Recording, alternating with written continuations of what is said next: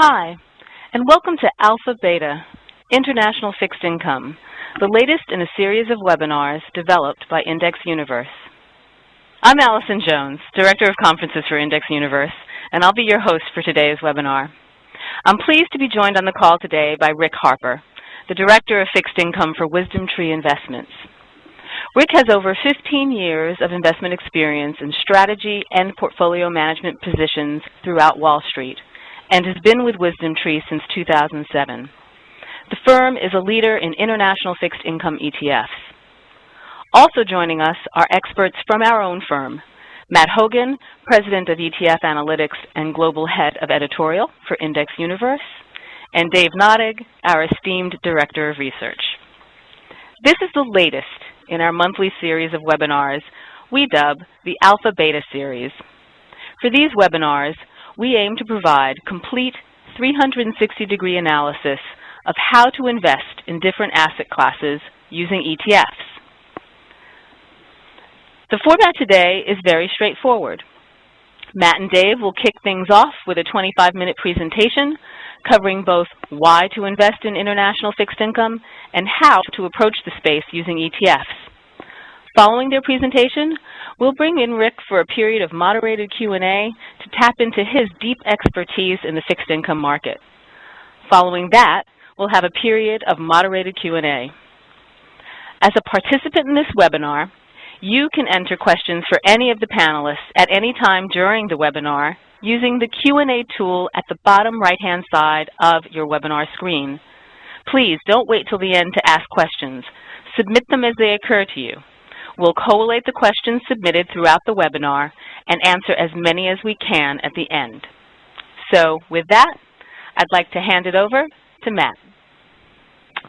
Thanks, Allison, and thanks to everyone joining us today. Dave and I are actually joining all of you from our company's offices in Quito, Ecuador, which I think is fitting, given this is an international bond webinar. I'd note that the office happens to be located under an occasional flight path to the airport, so if you hear a bit of noise, don't panic, that's all that's going on. With that said, I'm very excited about today's webinar, excited enough to call in here from Quito, because international fixed income is one of the areas where I think it's crystal clear that ETFs are doing exactly what they're supposed to do, which is providing low-cost access to areas of the market that were previously off limits to advisors and individual investors. You know, I do a lot of media, and I often get asked the question of where investors should be putting their money right now. It's a question I hate. It's like being asked for a magic formula or to pull a rabbit out of a hat. I'm a long-term index investor, and my general thought is that investors should set their allocation policies and then get on with their lives. But that said, I always have an answer. They don't ask you back if you don't have an answer, and the answer recently has been international fixed income. And here's why. When most investors think about their equity portfolios, they think in massive detail. They slice and dice allocations among dozens of countries. They tilt towards small caps or large caps. They play different sectors or themes. Some add niche products or active strategies. They have more layers than a puff pastry. But in the international fixed income space, they shrug. In the whole fixed income space, they shrug. They throw up their hands and buy the aggregate or PIMCO total return. In other words, they take out a scalpel for their equity portfolio and bring a baseball bat to bonds. In reality, I think their portfolio should look something like this. Now, the good news is that by buying the ag, investors are in fact getting exposure to most of these segments, treasuries, agencies, corporates, etc. They're probably under-managing this section of their portfolio, but at least they have some diversification. But the piece that they're missing out entirely on is that little pink piece at the top, international fixed income. The number of advisors and investors out there who flat out overlook international bonds is stunning to me. It feels like it felt in equities 10 or 12 years ago. We've gotten very sophisticated in so many parts of portfolio management, but in bonds, we're still partying like it's 1999. And I think investors are really missing out here. The international fixed income market is just enormous. If you look at just the global Barclays Aggregate Index, you'll see that the U.S. accounts for just 35% of the fixed income market. That's far less than they do in the global equities market. If you look at something like the MSCI All Country World Index, the U.S. is 43% of that index. If you look at it from a pure currency perspective, like on the right-hand side of the chart, it looks like it's a little bit more of a closer horse race, but this is really just because a lot of international debt has historically been issued in U.S. dollars as Yankee bonds, and we'll get more into that in a bit. Fortunately for investors, ETFs have offered ways to open up this market. A few years ago, aside from a few very overpriced mutual funds, there was really no good way to tap this market. And that started to change in about 2007 when State Street broke open the space with the launch of the Spider Barclays Capital International Treasury Bond ETF, or BWX, which provides exposure to a global basket of treasuries for just 50 basis points, which compared to mutual funds seemed like the cheapest thing ever. Since then, we've seen more and more international fixed income ETFs launch, one in 2008, four in 2009, and an explosion really in 2011 where we've seen 11 new funds launched just through August. All told, there's now about $12 billion invested in the space. And with that growth, we've seen some real diversity open up, a real difference in the kinds of exposures you can get. The first product to launch, BWX, was a broadly diversified fund, but just focused on international treasuries. Since then, funds have come along that are much more granular, covering global and developed and emerging markets as well as regions and specific individual countries. We even now have leveraged Italian and German bond products out there for everybody who's looking to triple down on their Italian sovereign debt this week. The bulk of investor assets have actually gone into emerging market debt funds, which is interesting, and we'll talk a little bit more about why that might be. But there's good exposure all the way across the spectrum. On a sector basis, the interest really has been in sovereign debt. It's overwhelmed any interest in corporate and broad-based funds. And that's not a huge surprise. Investors interested in making calls based on big macroeconomic factors often don't want to take the additional credit risk and really the analysis behind assessing that credit risk that you have to do when you start looking at corporate debt. In addition, there are real liquidity challenges in accessing international corporate debt, just as there can be in some corners of the U.S. market. And although there are ETFs in the planning stages that will slice and dice these pieces of the corporate market, the challenges of locating and pricing and trading all that international corporate debt is a big one. International sovereign debt, by contrast, is extremely liquid. Still, there's a real broad range of coverage here. According to our ETF classification system, which you can find on our website, issuers have found ways to cover more than 18 different market segments in international debt, from global funds down to narrow country products covering Japan, Italy, Canada, preferred stock. Yeah, and I think what's exciting here is that by any measure, we're just getting started. I mean, already there are Australia, Canada, and other country-specific funds in registration. Interestingly, these will be the first country-specific ETFs that hold physical bonds and not futures contracts. You know, I get asked a lot of questions why we haven't seen the same country diversification in the bond space we have in equities. And I think we will, but there's some good reasons it's been delayed. The biggest impediment is actually technical. The 40X structure requires funds to have a certain amount of diversification by issuer, and that can be hard to get in international fixed income markets. Often funds are forced to move outside of pure sovereign debt exposure into corporates, supernaturals, and other categories to find that mandatory diversification. You know, will they get around it? Probably, in many countries.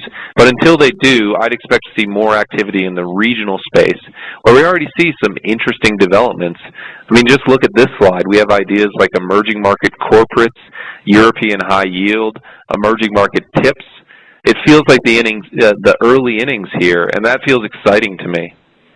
Of course, even with the handful of products we've got on the market today, you can already access some pretty broad patterns of returns. This chart looks at international bonds two ways, both combined with the U.S. into global portfolios and without the U.S. in global ex-U.S. indexes. The interesting thing is that since the beginning of the global financial crisis, both the best and worst performers are global indexes. That top line is the high-yield corporate market.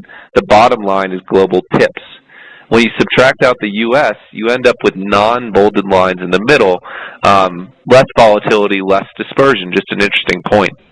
My point here isn't to suggest a line of attack, but to point out that just like in every asset class, there are wide variances in performance, and as we see more products come into the space, really digging in and understanding what you're buying will become increasingly important for investors. Let's do a bit on tips. You know, honestly, I've never been a big fan of tips in any case, but it's really questionable whether they make sense globally. The two orange lines here are international funds. The blue ones are U.S. funds. The fat lines are aggregates, and the thin lines are tips.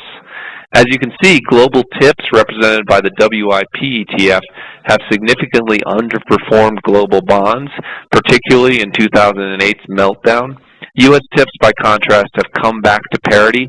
Still, I think investors need to do some work understanding tips, both in the U.S. and globally, before they continue to pile into that asset class. Right, but even putting performance aside, I think the real reason I get excited about these types of funds is the diversification benefit. Just as international equity exposure provides a real diversification benefit against a portfolio that might otherwise just have domestic stocks in it, international bonds provide great diversification benefits against really just about everything. This table shows the correlations between just two Barclays Capital International Bond Indexes against a variety of U.S. bonds, stocks, international stocks. Now, the numbers that jump out the most here are these negative correlations between the emerging markets debt and the U.S. debt, and that's quite remarkable when you think about it. It speaks to just honestly how strange the debt markets have been over the past year. And if you ever wanted proof that international debt was a good diversifier in a bond portfolio, that would be it. The other, and perhaps just as important number, are the numbers about U.S. equities and international equities. In both cases, we're talking very, very low correlations, approaching in some spaces that magical zero correlation.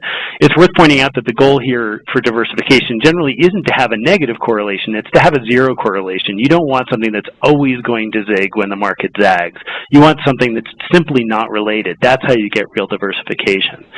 And I think that this one slide explains, perhaps more than any other, why you want to be thinking about international fixed income as a portfolio asset.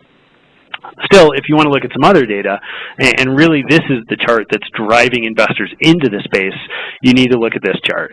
And particularly you need to look at that top line, which is the United States. It's no secret that investors are getting sourer and sourer on the dollar.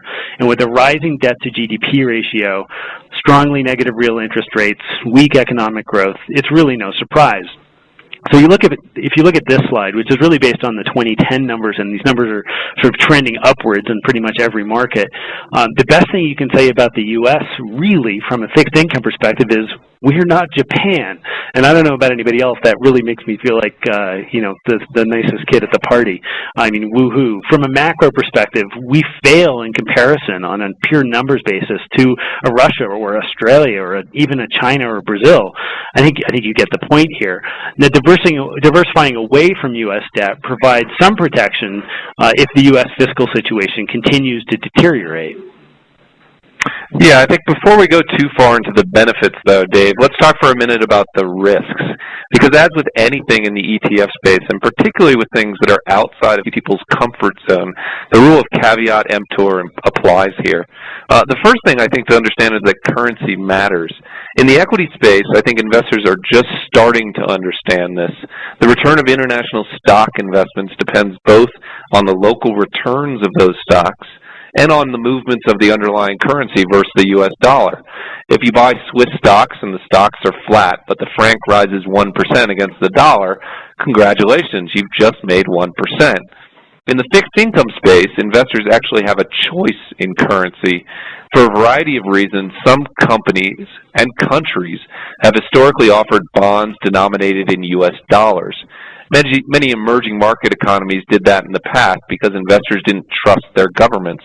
They thought they would inflate their way out of debt problems. Controlling for currency issues by printing debt in U.S. dollars eliminated that concern, and you see that carried into today's marketplace. In other places, certain bond issuers just wanted to tap into U.S. capital markets and found that using the greenback helped. Regardless of the reason, and we can dig into that in the Q&A, there exists in the international fixed income market today a stark choice for investors. Either buy into local currency debt or buy into U.S. dollar-denominated products, and clearly the difference matters. This chart compares the return of 3 emerging market debt ETFs, EMB, EMLC, and ELD. EMB holds debt denominated in U.S. dollars, while EMLC and ELD hold local currency debt. Investors in the local currency funds have significantly outperformed the dollar-denominated funds on the back largely of favorable movements in the currency markets.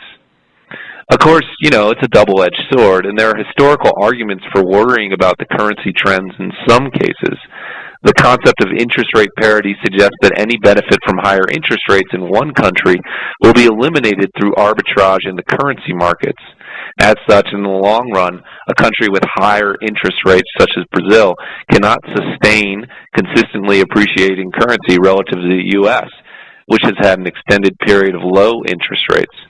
And although it's impossible to know exactly when a change would take place, and although there are caveats to this that we can dig into again in the Q&A, it's important that investors are aware of and carefully evaluate currency risks when holding locally denominated debt. If the dollar goes on a tear, local denominated bonds will suffer. If it continues its current march to zero, then we'll see that benefit that we've seen continue. And I'd say currency isn't the only risk. I mean, as anyone who has been awake for the past year will tell you, there's just a pip of sovereign debt risk shaking out there right now. Historically, most people have associated debt risk and default risk with emerging markets. Think about Russia in 1998 or Argentina every couple months. The recent European debt crisis has shifted the near-term concern to the developed world. This is something we'll talk about with Rick, but a lot of people believe strongly that the balance of default risk has tilted away from emerging market countries and toward developed markets. I should say that sovereign default is a regular event with a long history. The first recorded default we found goes back to the 4th century BC. There was a great paper on this, when 10 out of 13 Greek municipalities in the Attic Maritime Association defaulted on loans to the Delos Temple. But really, defaults are a regular thing. We had at least 10 nations default on their debt in the first decade of the 21st century. In the 1980s, there was a rash of defaults across the former Soviet Union, most of Latin America, and huge swaths of Africa. Even the U.S. has defaulted in the past. In 1933, we defaulted on bonds, and in the 1800s, we actually defaulted on our entire currency. Greek debt has been defaulted on 5 times since that country gained independence in 1826. Spain has defaulted 3 times, Portugal twice. It's not as rare as a lot of people think. And that might make you think twice when you consider the breakdown of country exposure in a big, broad-based market cap-weighted index like, say, IGOV, which is a very common, very popular international bond ETF. Japan, with its massive 220% debt to GDP ratio and its negative GDP growth, is actually the single largest holding in IGOV right now at 22%. And mighty Italy is at 8.7%, followed by Germany, France, and Spain at non-trivial, just under 5% allocations. One quirk about this market cap weighting in bond indexes is that the more debt a company or a country has, the larger its weight's going to get in the portfolio. So, for instance, if Japan decided to issue a whole pile of new debt, pushing their GDP ratio up to, say, 300%, they would get an even bigger portion of this pie. Now, as an investing principle, this has always struck me as directly backwards and exactly the opposite of how a smart investor might make their allocations. And it's part of what makes active management or fundamental weighting strategies much more appealing in bonds than, frankly, they generally are in equities. Emerging market debt is a little bit more balanced. This is the country breakdown of a market cap weighted local currency emerging market debt portfolio proxied off EBND, a spider product. And as you can see, there's no single country that's really dominating this portfolio. Brazil and South Korea both come in above 12%. They're also some of the largest economies in the emerging market space, so that makes sense. And these weights quickly drop below the 10% level for the remaining states that issued debt. It's not to say that there's no risk here, obviously. There's risk aplenty, but you do end up with a less concentrated portfolio that gives you a lot more options. Other risks, well, anytime you move into the bond space, you definitely have interest rate risks. An ETF portfolio will fluctuate in response to changes in the general level of interest rates, and they'll shift at different times and at different magnitudes. And different portfolios will react very differently, regardless of whether or not the debt was issued by the U.S. or Japan or anywhere else. Generally, a portfolio sensitivity to interest rate fluctuation will vary based on a number of factors: duration, convexity, things we could get into later. But there's really a simple fact here, which means that rising rates mean falling portfolios. There's just no way around that. That's the bond teeter-totter. And of course, if anything, this argues for tilting your portfolio away from the U.S. dollar with its, effectively zero rates and moving into international securities. Now let's get to the practical things here. What does adding international debt to a portfolio actually do? To test this out, we looked at the returns of two very simple portfolios. The first was just a classic 60-40 portfolio, combining a 60% position in the All-Country World Index with a 40% position in the U.S. aggregate. And this is kind of a starting point for many investors. You go back to our sort of baseball bat versus scalpel example. In the beginning, many people are just simply putting their fixed income allocation into the aggregate, even though they might be thinking internationally in equities. The second portfolio was more globally oriented, in which the 40% bond position was neatly split between U.S. and international debt. And the results over the past 2 years was that you ended up, surprisingly, in exactly the same place. But in the globally diversified bond portfolio, you did so with substantially less volatility. You had a much smoother road to get to the same end result. Now, to be fair, had we run this webinar a month ago, the U.S. aggregate-only portfolio would have actually outperformed, and the global portfolio would have acted as a kind of ballast in the recent crisis period. And that's what's caused this evening out of performance. But in a sense, isn't that kind of the point? The idea is to not put all your eggs in one basket so that you're cushioned when the difficult times come, whether that's in the U.S. or somewhere else. You get almost the same result by adding emerging markets debt instead of just broad international debt with a similar level of returns, but even less volatility. Combining the three would have resulted in even a smidge less volatility. The point here is that these products are not home runs. They don't give you, crazy blow-the-doors off returns. You could get strong returns, obviously, but that's not the point here. The point is diversification and volatility reduction.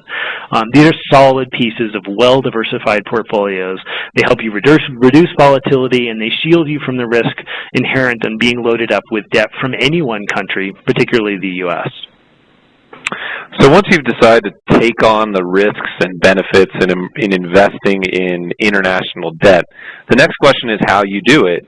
The first choice some people jump to, which is investing in the individual bonds themselves, I'm going to dismiss here. It's a big challenge to buy individual bonds in the U.S., and doing so abroad is difficult as well. If you can do it and are comfortable doing it, you don't need help from me. So the solution that most people arrive at is a package solution, and here you have three basic choices: ETFs, mutual funds, or closed-end funds. Closed-end funds have historically been a popular way to access difficult areas of the market like international debt. CEFs, like ETFs, trade on an exchange, allowing you some measure of liquidity. They do tend, however, to have relatively high costs. More importantly, they can and do trade at extreme premiums and discounts to their fair market value. And because you can't arbitrage away that premium or discount, there's no telling when it will disappear, when it will rise, when it will dip. Investors who want to control that premium and discount risk can use mutual funds, which allow you to buy and sell exactly at net asset value every day. Mutual funds do have two drawbacks. The first and smaller of those two is that you can only trade once a day after the close of trading, so you're limited in your responsiveness to market-moving events. The much more important thing is that the cost for international debt mutual funds just tends to be very high. One example, the Templeton International Bond Fund, for instance, which has about $200 million in assets under management, charges an annual fee of 1.48%, plus a 30 basis points 12b1 fee, plus a sales charge that can range up to 4.25%. You might compare that portfolio to the SPDR BWX ETF we mentioned earlier, which covers broad-based exposure to the international bond space. If you look over the past 2 years, BWX has outperformed Templeton by about 1%. Year to date, it's up about 6.5%, and it's done all that for a flat fee of 50 basis points. So if you look past mutual funds and end up with ETFs, ETFs do have a lot of advantages. They're highly liquid. You can trade them at any time. They're cheap, as the BWX example shows. But ETFs are not perfect either. As many of you know, ETFs, and particularly bond ETFs, can also trade to significant premiums and discounts in times of difficult market conditions. It might surprise some people to know that by and large these premiums and discounts are contained in the international bond space. You can actually see much larger premiums and discounts in domestic munis, for instance, than in sovereign international debt. That's because sovereign international debt tends to be relatively liquid, certainly much more liquid than munis or corporates in the U.S. On balance, I think mutual funds are right for some people and ETFs are right for others. You just have to evaluate your purpose and choose the right vehicle. So if you do choose to stick with ETFs, how do you select the one that's right for you? Obviously, the first choice is which market you want to access. If you want Italian bond debt, you shouldn't go poking around in the emerging markets pond, at least not for a few more months. But, there are 5 segments in our ETF classification system for international fixed income, where at least 2 ETFs compete for investor attention. In the emerging market sovereign space, for instance, you can choose from a WisdomTree fund or a Van Eck product. For international tips, you have one from State Street, WIP, and one from iShares, ITIP. And in the global bond space, you have active funds from Guggenheim and active funds from AdvisorShares. So how do you choose? Well, as many of you know, we have a system here at IndexUniverse we use to evaluate ETFs, which has the nice little acronym of ETF, easy to remember. Instead of using that to mean exchange-traded fund, of course, we use ETF to mean efficiency, tradability, and fit, or as we frame it to ourselves, 3 questions. Can I trust it? Can I trade it? And can I do better?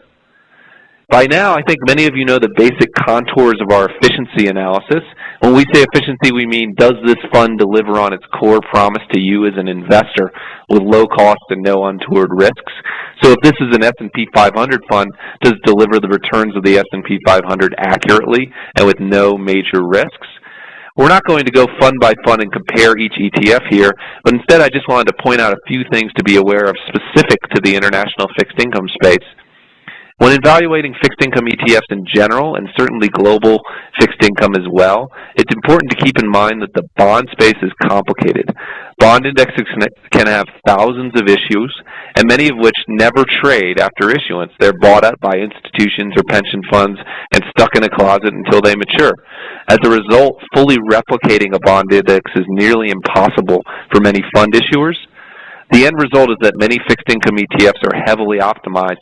That is, the ETF issuer holds some, but not all of the bonds in an index in an attempt to replicate the returns of that index.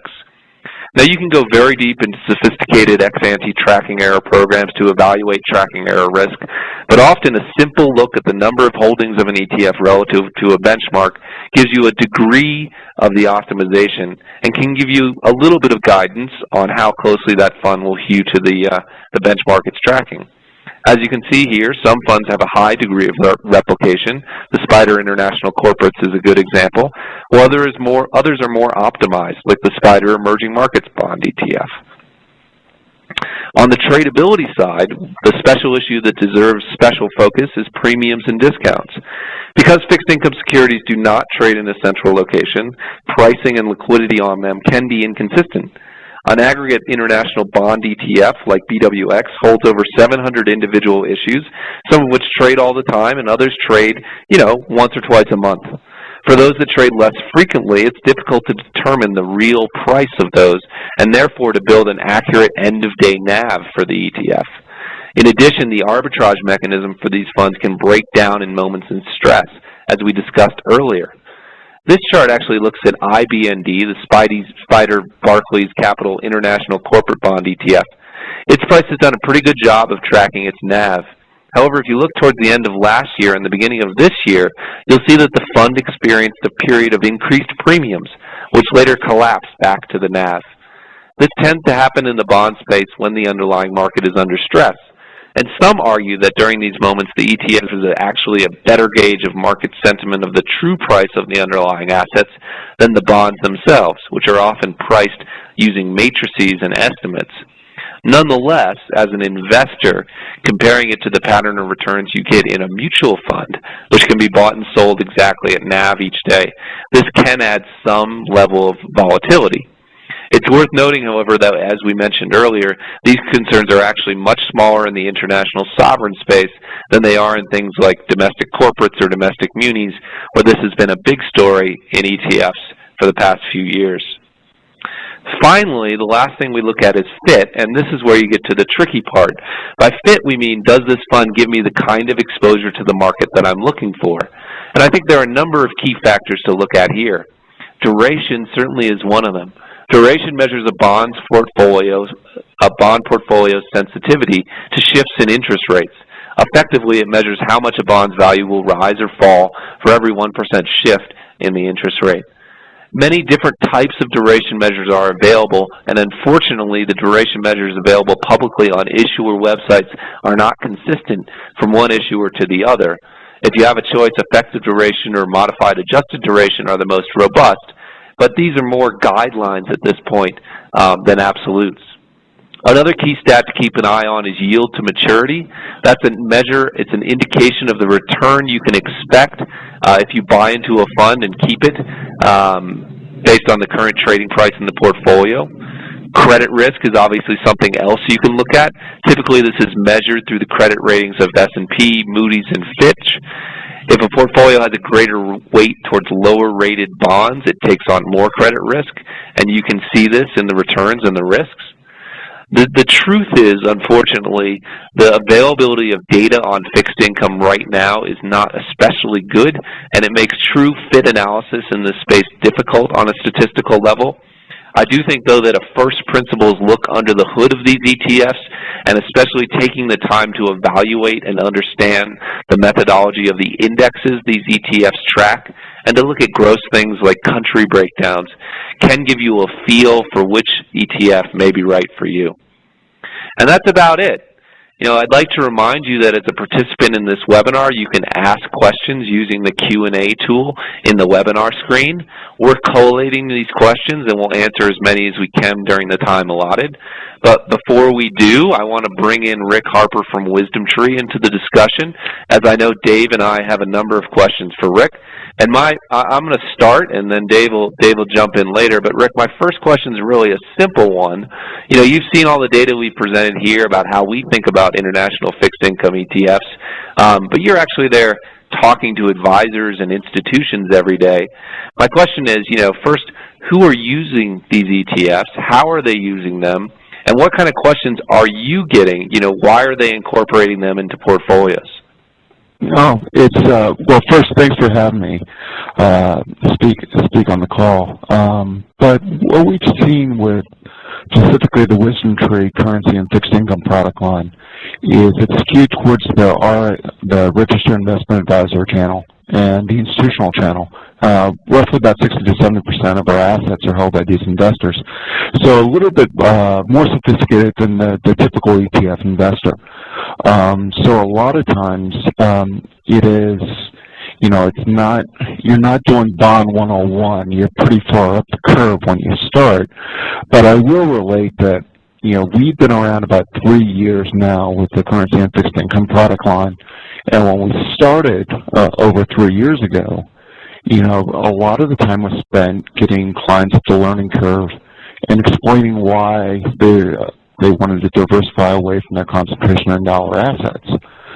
Over the course of the last 3 years, and many missteps by our government officials, both on a monetary basis and fiscal basis, you know, the question isn't why should I consider this? It's I want to diversify away from the dollar, How can you help me do that?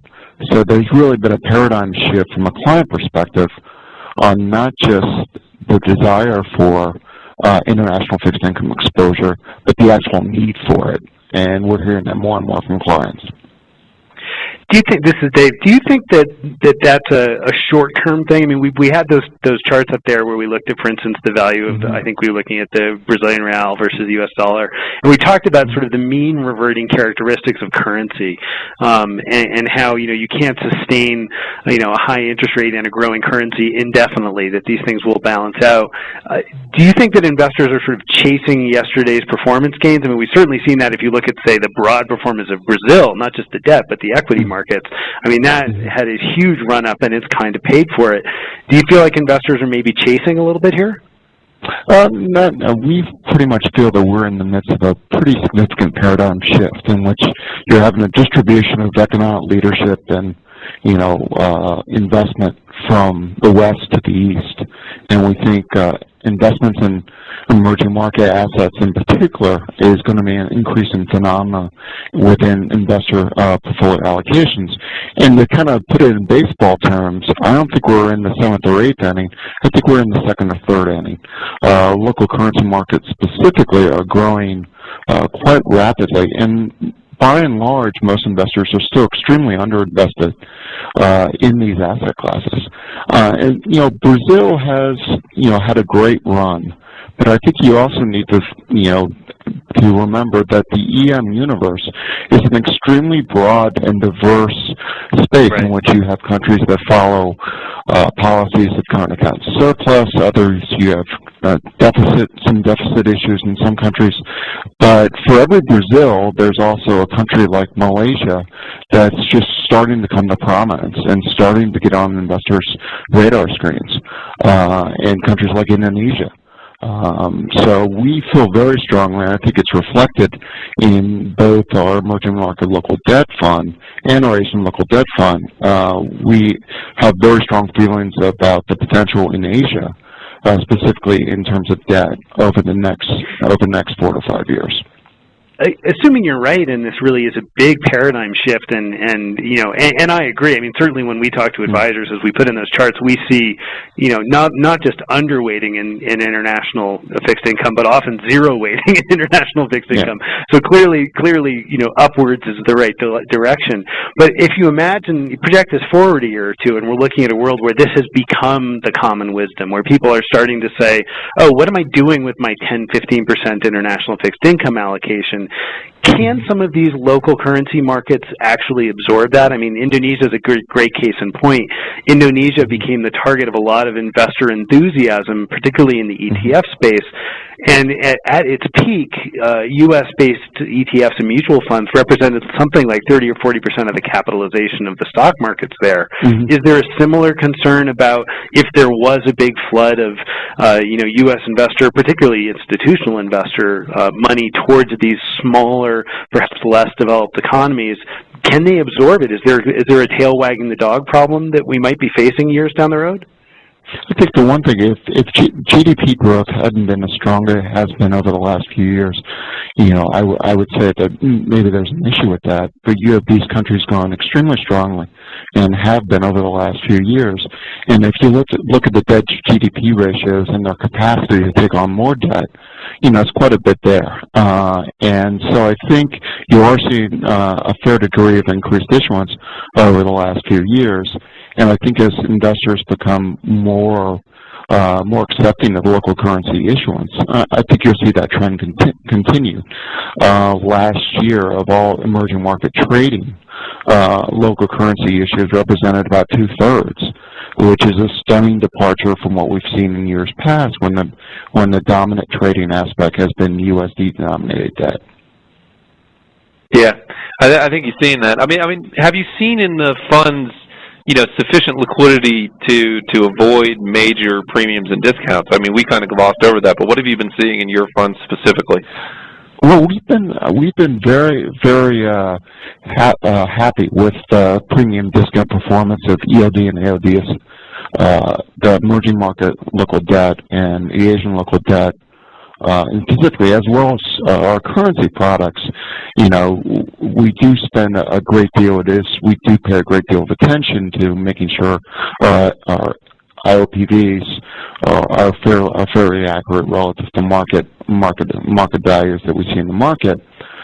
But you know, we've seen a very narrow band, and I think if you would have asked me before we launched the product, I would have expected a little bit wider band. So we've been very pleasantly surprised with the premium discounts we've seen. Let me go back to your Malaysia versus Brazil comment, and ask sort of broaden that out into active versus passive. There's certainly a big debate on active versus passive in the fixed income market. You know, you obviously have active products, but I guess from that perspective, what countries, you know, would you avoid? Is emerging markets, you know, a block of emerging markets all with strong positions, or are there areas that are weak and strong, and what do you look for, and what should investors consider? Well, I think any country that's gotten in over its head in terms of, you know, over their skis in terms of their debt burden is too great for the capacity to service it. And you can look at a number of different measures that could give you an indication. There's no magic bullet, but there are various factors that, you know, sort of create a recipe for potential financial problems. You know, one is you know, a debt burden in excess of you know, 70% usually screams some warning signs, as well as you look at the FX reserve, so the war chest the country has developed in terms of fending off currency attacks. And one key indicator we look at quite a bit is this factor called FX reserves as a percentage of short-term liabilities. So if GDP stalls and there's an attack on the currency, do you have the potential not only to defend it, but also to make good on your short-term liabilities? And so that's more of an external vulnerability statistic we look at. And countries that we're concerned about, obviously Egypt was a country we've been concerned about. Hungary is a country we're still remain concerned about, despite some improvements we've seen in recent months. It's still, you're looking at 80% debt to GDP, and even a bigger problem, you have the bank Hungarian corporations are extremely indebted to external creditors to the extent of like 140, 150% of gross domestic product. So they're really over the skis and very sensitive to the European situation. How long are you waiting, or perhaps a better way of saying it is how frequently are you looking at these changes? I mean, it's not quite like looking at corporate earnings where you can say, holy cow, things are off the rails at Walmart, we've got to get it out of our portfolio. And I mean, the global macro environment historically, maybe not recently, has tended to move a little bit slower than, say, the corporate information flow. You know, are you holding emergency meetings on a Thursday to talk about kicking South Korea out of a fund? Well, basically, we did last year, not reducing the exposure when North Korea and South Korea had some issues. But, you know, our investment process, it's really is a very strong hybrid between the passive management style of an index with the more active approach that's typically found with active mutual funds. It's a systematic approach, and essentially on a yearly basis, you're setting the course for the funds, and then you're monitoring the risks on a variety of factors on a daily basis to see if some of the countries within the fund have lost their way and veered off course a little bit. And obviously to adapt for geopolitical risks. Korea is a good example. Last November, obviously North Korea shot at South Korea, and after much thought, we really couldn't come up with solid reasons why this was any different than the 4,000 other times they shot at each other. And, basically in each of those circumstances, the market has rallied back. So we stayed the course, based upon that realization, and also the fact that all the relevant parties were engaged. And additionally, in the tiering of the funds, we had incorporated some element of geopolitical risk by making Korea putting it in the second tier as opposed to the first tier.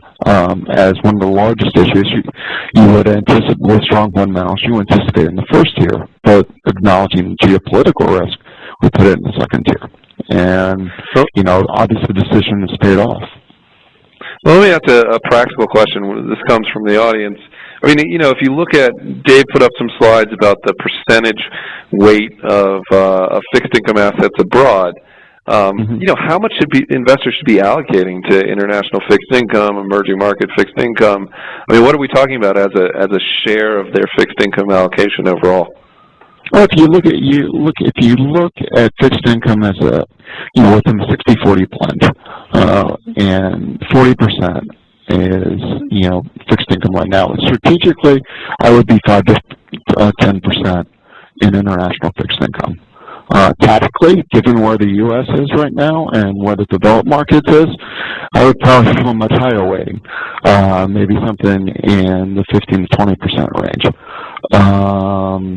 I think what's been stunning, and we talked about this whole paradigm shift before, is the fact that if you look at the amount of reserves that developed markets held and their debt capacity 10 years ago, and look at where emerging markets are, and then you reassessed last year or earlier this year, it'd be a mirror image. Basically the emerging markets, which had some struggles in the late 90s, have sort of taken the lessons to heart and really pursued a course of fiscal and monetary disciplines in most cases that seems extremely lost in the developed markets at this point. And it's one of the reasons why you have this huge carry differential or interest rate spread differential between the U.S. and developed markets, and markets such as the commodity-producing developed markets, some of the G6 markets, and the emerging markets. It's pretty stunning, actually. I agree there. I'm actually going to turn the tables here for a second and ask Dave a question, which we got from the audience. Are there any international bond indexes out there that use, and by proxy ETFs, they use fundamentals versus total debt outstanding to make allocations in the space? Well, so right now, I don't think anybody's called Rob Arnott over at Rafi enough to make him crank those indexes out. So I think the short answer is no. I mean, I've seen some interesting academic research on using things like debt ratio as your indexing weighting system, but nobody's actually produced an investable index based on that.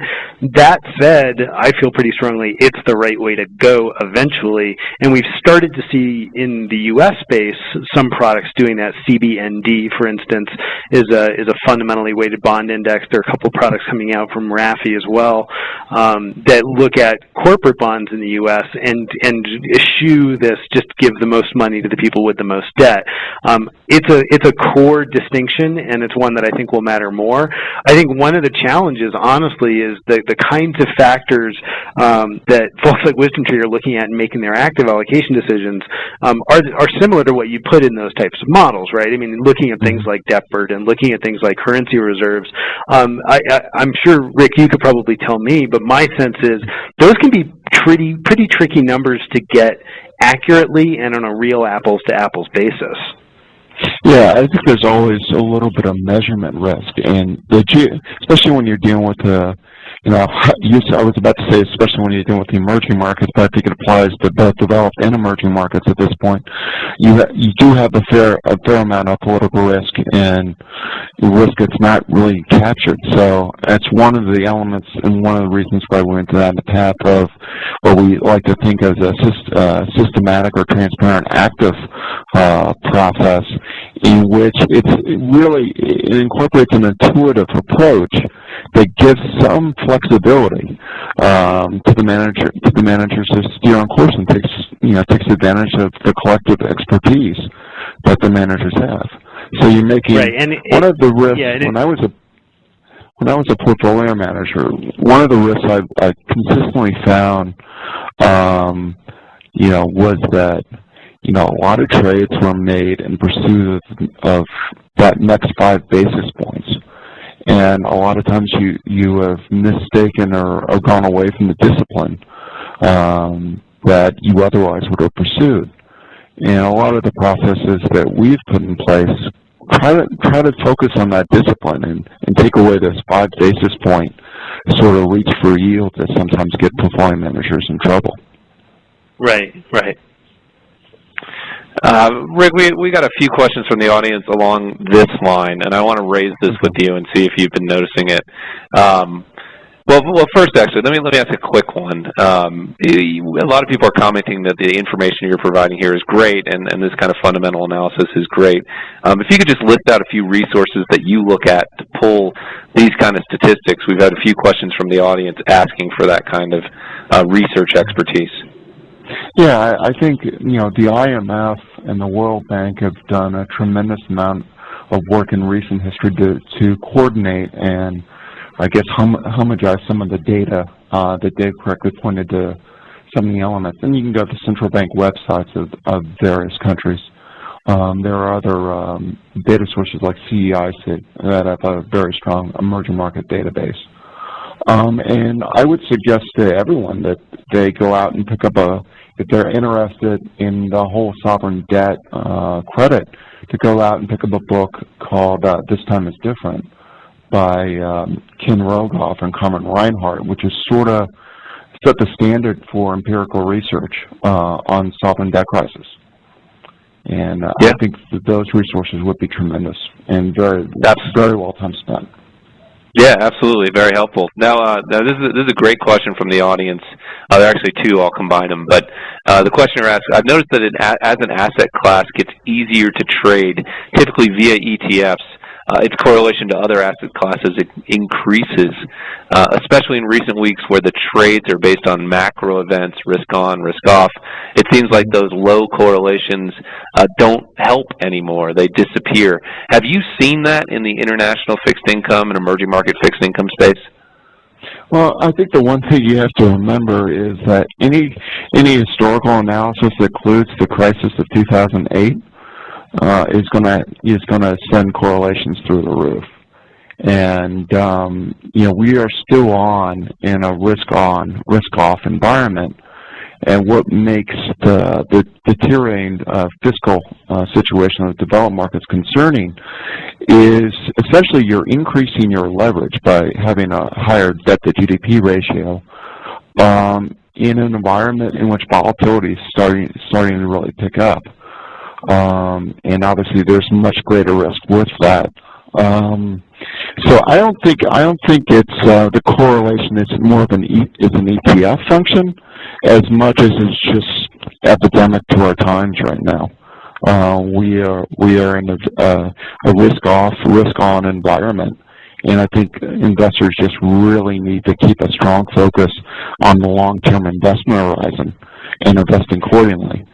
I think I'd roll one other answer into that, which I've witnessed this question about you look at a new asset class, you look at a new ETF in particular, and when it comes out of the gate, it looks like it's this great diversifier, and then 6 months later, it's got 300,000 shares a day trading, and all of a sudden, the daily returns seem to start looking awfully like these kind of pure risk-on, risk-off trades.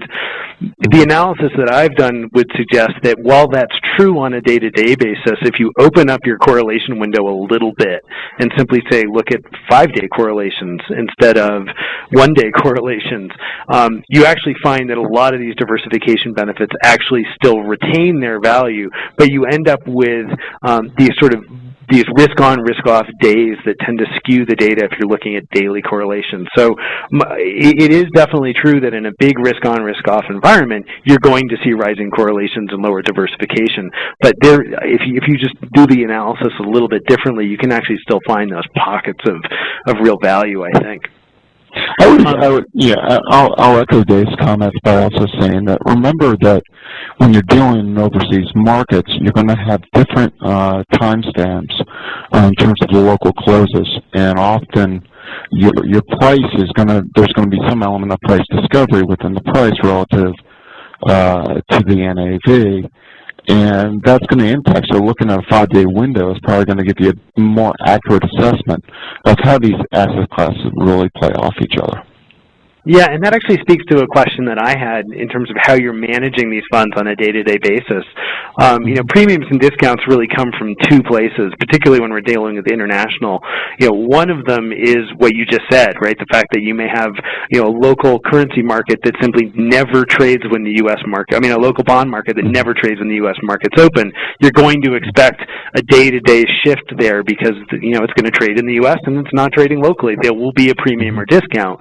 You'd expect that over time to essentially be mean reverting to zero. It catches up one day, it falls behind the next. But I'm curious about your interactions, not to get too wonky about this, with the authorized participants that you need to work with to get access to this debt. That's the other source we see for premiums and discounts, when it's difficult or easy for an AP to roll up the basket and get it to you, or to take the basket you give them on a redemption and get that redistributed out into the local market. How much are you having to sort of massage those baskets versus doing, cash creations and redemptions? Well, basically, most of our funds are cash creates, cash redemptions. They are. And right. I think one aspect of the emerging market debt, your in-kind, essentially a lot of the bonds, about 30% of the bonds are DVP, delivery versus payment, as opposed to free of payment, which means in-kind, that they're in-kindable. You would never have a completely in-kind creation and redemption basket for EM debt, for local currency debt, that is. So you build those baskets specifically to basically make it as easy as possible so that you don't have that additional source of premium and discount coming in from the AP, right? Yeah. The flip side of that must, however, be some increased transaction cost, right? The story that we continue to tell here and educate people on is that the creation and redemption process has this nice effect of outsourcing those transaction costs to the AP and then embedding them in the spread. If you're taking the cash from the AP to do a creation, presumably the cost of doing those actual transactions to acquire the debt that you need are borne by everybody in the fund at the same time, right? Oh, actually, the APs are born in the tradeness on the fund, which is typically for ELD and ALD is typically like 3 to 5 basis points. Okay, so that's part of the creation process then. Mm-hmm. Exactly. Let me somewhat towards that end, let me jump in here and ask you to put your product development hat on. How fine do you think we'll see this market sliced and diced? How many country funds will we get? How many, region funds? How much corporate activity? Where does this go over the next couple of years? Well, I think one thing you need I think you highlighted early on in the presentation that we'll probably never get to the level of detail that we see in the equity markets.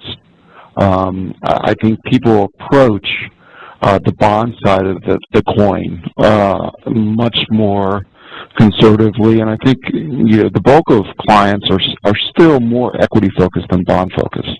It's not true for every firm, but it is. So I think you will get some of the bigger markets that you will see sliced and diced a little bit. I think our Asian local debt is a good example because it captures essentially an institutional trade, the Asian evaluation trade, in a relatively low duration package. But I don't think you're going to see a Slovakian debt fund anytime soon. Really? I was hoping. I know you were hoping, but and I think that you might see some of the bigger countries come out, and I think regional funds could be a way. On the corporate side, you made a good point, Matt, earlier that, the 40 Act and the diversification requirements really make push product developers outside the sovereign-only fund if they want to provide a country aspect.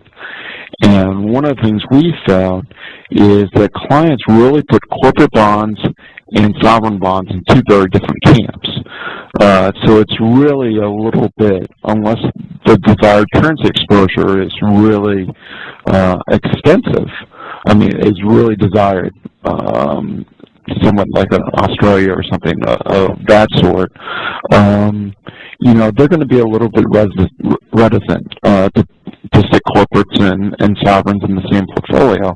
So I think you'll see a lot more delineation on the sovereign side in terms of regional focus, and I think you'll see corporates.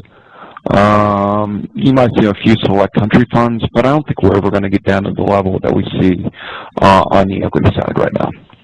Yeah, I think that's probably right. Let me close with one last question. I actually think it's an important one. You know, there's a lot of talk between the local and U.S. dollar-denominated debt, and there's a lot of focus on the currency impact, and I think that's pretty intuitive and understood. But is there a difference in credit profile and risk and return between the kind of countries that are issuing those two different kinds of debt? And do you really get, you know, very different portfolios, and how do you think about them relative to each other? Yeah, well, I think the ability to issue local currency debt to a global investor base, it really requires a stamp of approval in many respects from global investors. So you really skew to the more creditworthy of the emerging market nations. It's kind of a tiering system. You start out issuing USD-denominated debt, and gradually, because you don't want the currency mismatch, you issue local currency. If you look at just the overall credit profile of, you know, the JP Morgan indexes that are probably the most followed in the space, the GPIEM, Global Diversified, and the EMVI. The GPIEM, I think, is the non-investment grade portion is about 15%, while the EMVI is roughly about 44%. And as opposed to a very concentrated basket on the local currency side, you have a very broad basket, about 40 different countries, including countries like Jamaica, Kazakhstan, and some other, and the Ukraine and some other countries that, you know, a lot of people haven't felt like they've done their due diligence with some of their other investments. Additionally, another thing that people really need to focus on is your interest risk profile is very different between U.S. denominated debt on the universe perspective from local currency. Local currencies is a relatively new phenomenon. I would say the market has grown up really dramatically over the last 7 to 10 years. And most of the issuers are concentrated in the shorter part of the curve. The GBIEM Global Diversified Local Currency Index is roughly about a 4.5-year duration, while I think the BI is somewhere near the 7 to 8% duration point, or at least 6 years in terms of years. So there's dramatically lower interest rate risk with the local currency versus the U.S. denominated. So you are assuming currency risk on the local currency side with less interest rate risk and less credit risk. And those are the trade-offs you're essentially making by choosing between the two. Yeah, I think that's an important point. I think people gloss over that in the search for currency returns. They're certainly important, but it does pay to dig under a little bit. Unfortunately, with that, we've run out of time. I want to thank Rick and Dave for joining me on the webinar today. I think we covered a lot of great ground. I want to thank everyone for attending as well. As a attendee for this webinar, you'll get an email in the next couple of days, which will have a link to where you can listen to this webinar in full or download the slides on our website. That email will also have information about how you can receive CE credits for listening to this webinar. We hope you'll join us again. This is an ongoing series of webinars. Information on what's coming up next is available at IndexUniverse.com under the webinar tab. Thank you for joining us. We hope to see you at the next webinar next month. Thanks again. Bye.